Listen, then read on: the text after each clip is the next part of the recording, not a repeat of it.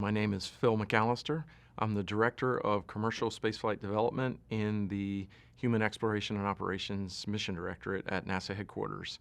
And so, kind of unusually, I started my career in the private sector and worked there for about 20 years in commercial space ventures, satellite communications ventures. I did some consulting and got very familiar with how I like to say the real commercial industry works, which is somewhat different than I think a lot of people in the government thinks the private industry really works. So it gave me a good firsthand perspective, I think, on what's important, what motivates and incentivizes the private sector, and how they make their decisions. And I felt like that was really helpful in me, in my role here at NASA headquarters, in helping to architect the Commercial Crew Program and also COTS when it first started. I started at NASA in 2005. I joined about a month after Mike Griffin started to help advise him on commercial space ventures.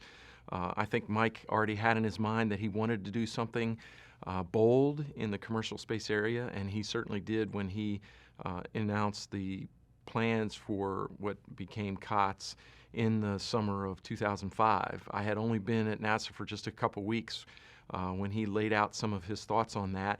And so I, to some extent, helped in some of that early stage development. This is before there was a program office and before there was a program manager and before there was a real program, essentially.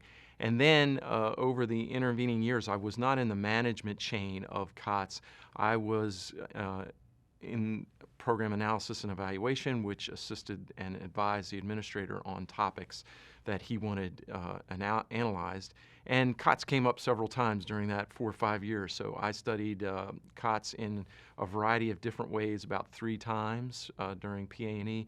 And then in 2010, I was put in the management chain of COTS, sort of after a lot of the heavy lifting had been done, but I got to oversee all the fun stuff, which were the test program, the test flights, and then the ultimate culmination of COTS in 2013. So it was a really fun ride.